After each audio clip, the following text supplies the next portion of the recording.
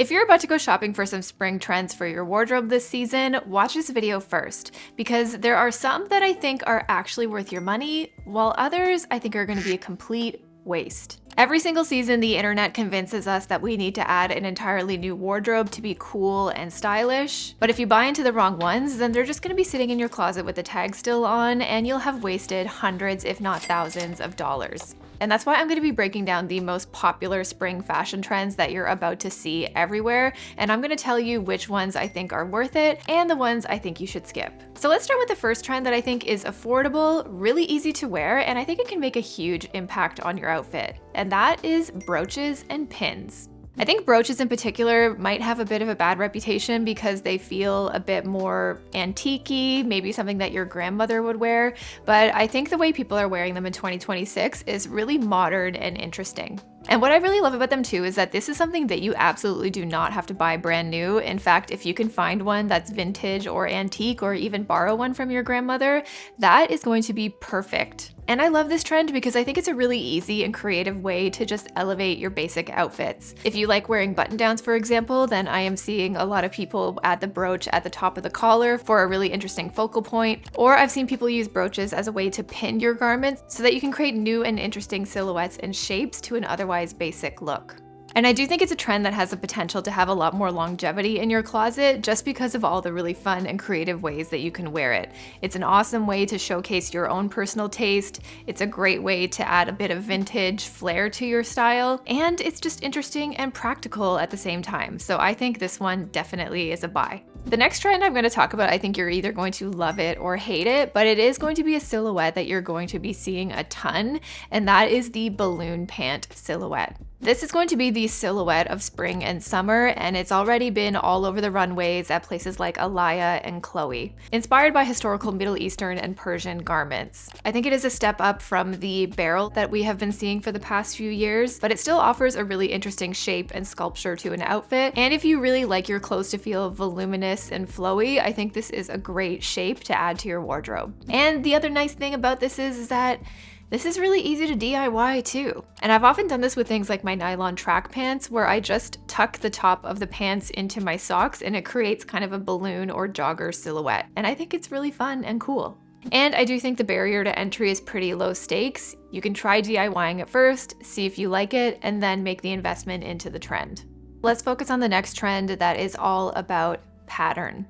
And I think you're gonna see a lot of Dalmatian print in particular, and this kind of deer fawn-like print. I think every season animal prints never really truly disappear, but you just see them come out in different ways. Over the years, we've seen things like leopard print come back in style, zebra print, tiger print, snakeskin, and now the new and trendy take is on things like Dalmatian print and deer print. And the purpose of these, I think, is to add a bit of organic and visual pattern and texture to an outfit, something interesting. But these new prints are meant to feel a bit more fresh and a bit less predictable than usual. But because animal prints often come and go in trends, I think this is something that you can potentially skip on and just stick with the animal print that you know you like and that you already own. When it comes to animal print in particular, I feel like with every season, it just becomes a bit of a moving target, but for me, it's definitely going to be a pass. And before we get into the rest of the trends, I want to show you a tool that actually helps me decide whether or not I want to add something into my closet at all,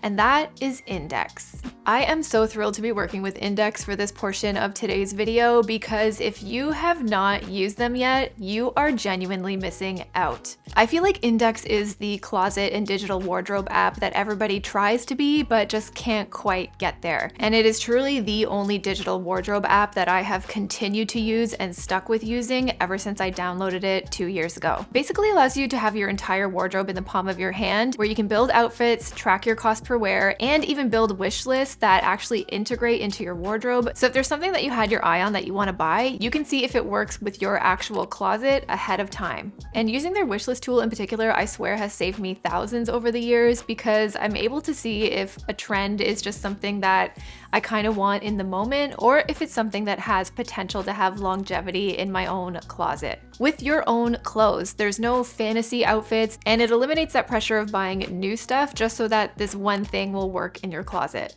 And if you're a kid from the 80s or 90s, this reminds me of paper dolls, but just digital and way more chic. And the best part about all of it is that Indyx is completely free. There are some paid features within app, but if you just want to start digitizing your wardrobe and shopping your own closet the way you would shop a store online, like the experience does feel that elevated and chic, then just use my link down below and download Indyx today for free. It's available for Android and iPhone, and believe me, you will not regret it. Now let's get back into the trends.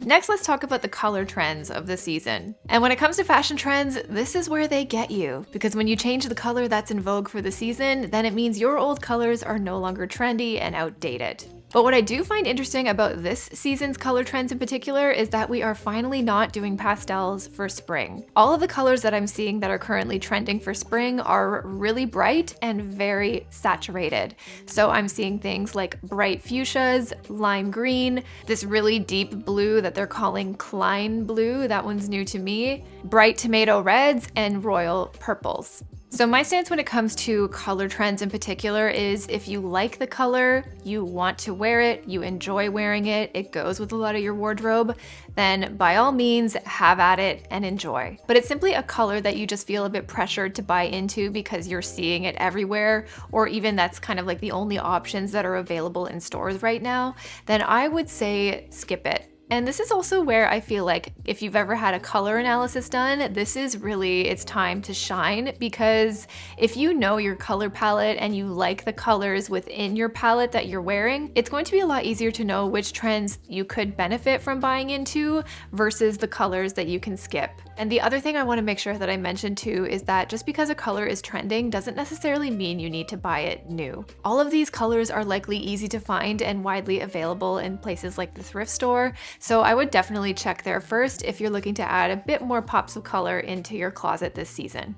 Next, I want to talk about texture. And this is a trend that I'm absolutely loving because I think it's pretty easy to buy into and pretty easy to add something into your closet that reflects your style and not the ones that are being sold to us in the stores. The overall takeaway from this trend is that you want to add pieces to your closet that you can almost reach out and feel. So think fringe, feathers, leather, nylon, satin, fabrics that just have something to them and add a bit more depth to your outfit.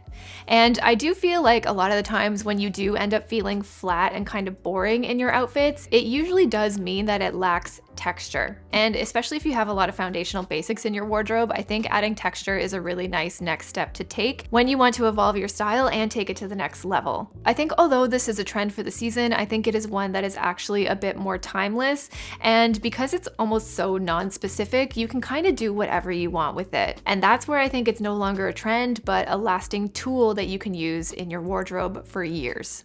And speaking of texture and depth in your closet, this next trend you are going to be seeing everywhere, and we've been seeing it actually quite a bit over the past few years, and that is sheer layering.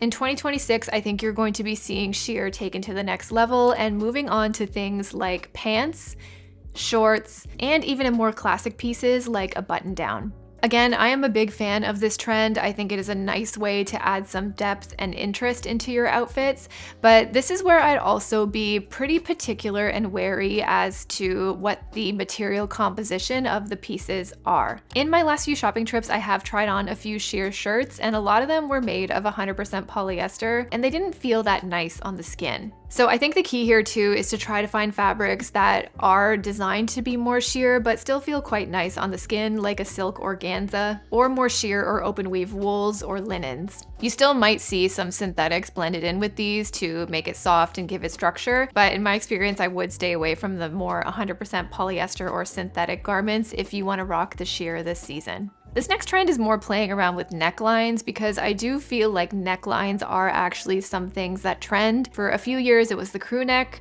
then it was a scoop neck, and this year it is the funnel and high neck. And this is a trend that I think is carrying over from summer and fall of 2025. Things like high funnel neck parkas and track jackets were really popular. We were seeing trench coats buttoned to the top, and now we're seeing things like high neck blazers and mandarin collars become really popular. In my opinion, this is a trend that you can take or leave. It just really depends on whether or not you like it. I think if you do buy into the trend, it's going to be one that will be really easy to wear for years to come. And it's super easy to DIY because all you really need to do is pop your collar, Maybe you can pin this with a brooch, and there you have a funnel neck. I think it's a really fun new way to style your blazers and jackets, that it's extremely low stakes and low effort, but I think pretty high impact when it comes to your outfits. And this next one you've probably started seeing absolutely everywhere, and that is stripes. I feel like stripes never really go away, but it's more the certain style of stripe that tends to be trending season after season. For the past few years, we have kind of been all about the French girl and the Breton stripe. And this year, I feel like we're really leaning into the more high contrast, almost sporty, athletic looking stripes. So think things like rugby shirts, varsity sweaters, even vertical stripes are really popular this season. But the key to a lot of these stripes is that they are bold and very colorful. I've personally never really been a big fan of stripes, so this is a trend that I am going to be skipping, but I do think this is a fun way to play around with a more sporty vibe in your outfit, or if you just like a good stripe, then I think rock it. This is a pattern that is so easy to find, so easy to shop secondhand, and so easy to wear if you already own it in your closet. Congratulations, you're on trend. This next trend I'm actually so excited about, and that is vintage athleisure. Instead of the sleek, modern, clean Pilates girl aesthetic where we really lean into the matching sets, the matcha, now we're kind of getting a bit more messy and fun with it. So think styling more athletic but retro pieces. I think we're going to see searches for vintage gym wear like vintage Nike, vintage Adidas, Puma, New Balance, Oakley, things like that. I think searches for those on eBay and other secondhand websites is going to absolutely skyrocket this year. And I think people are really craving to add a bit more style and personality to their athletic wear. There's also been a huge spike in fitness trends like running and sports like high rocks, where people really want to show off their style alongside their athletic ability. And I think it's actually quite fun. And I think it's also going to be creeping into our everyday outfits too. I think athleisure is definitely here to stay, but we're moving away from things like rocking full-on sweatsuits and styling little hints of sporty elements here and there. So think like a chunky sneaker with jeans and a t-shirt, or a really cool vintage track jacket and sporty sunglasses with dress trousers. I think this trend is a lot of fun, and the fact that it is vintage is kind of encouraging secondhand shopping and buying clothes that already exist.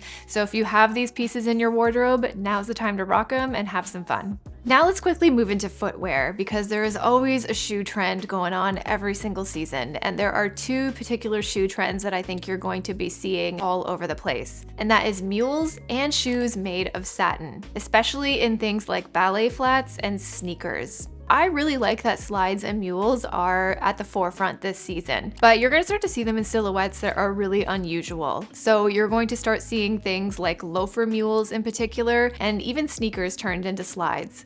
I think this is really all about having a shoe that is just really easy to slip on and off, kind of emphasizing a more casual, on-the-go type of lifestyle, but still fashion. But the shoe trend I think we would all be wise to avoid are these satin shoes. And you're going to see a lot of satin sneakers in particular. I think this is cute in theory. It's a nice way to add color, texture, even a bit of femininity to your sneakers. But if you get caught in the rain in these in one time, then they're basically ruined. I don't really foresee a scenario where these last really long or stay looking good for a long period of time, so these are going to be an absolute pass for me. Next, we have wrist cuffs and mixed metals. And I think this trend in particular really popped off with that Tiffany wrist cuff that people were wearing over the last few years. But I think you can use this accessory trend as a really nice way to add some more interest and fun to your outfits. And I think the underlying theme here is that we're moving away from more minimalist, dainty jewelry in favor of bolder and stronger silhouettes. And if your style in particular leans a bit more minimalist and simple like mine, I actually find adding these wrist cuffs just adds that little something that I feel like the outfit needs to feel that much more interesting and cool. It's not overbearing, and I think a really interesting way a lot of people have been wearing them is over their sleeves instead of underneath like a bracelet. So I think that's just another really fun and fresh way to wear it too. Lace to me is something that has never really gone away. It has always been there, especially for folks who really like to lean into more romantic and feminine styles. And the only difference I think you're going to see this year compared to the past is contrast lace. So you're going to see a lot of things like tank tops, slip dresses, skirts, things like that lined with lace, but it's going to be a starkly different color than the rest of the garment. So you might have like a black silk tank top or dress, but it'll be trimmed with white lace or another bright color. In my opinion, I think this trend is actually fairly timeless. It's one that I think is never really gonna go away, but this is just what you're going to be seeing in stores on the high street in particular more often. To me, fashion trends are really interesting because some of them really truly feel like they will be around for years, while others I think might disappear pretty much immediately. So I'm curious to know which of these trends you think will actually last and which ones you plan on adding to your wardrobe this season. And if you're still not sure about these trends, add them to Indyx and see how they work with your own wardrobe. Thanks so much for watching, and I'll see you next week. Bye.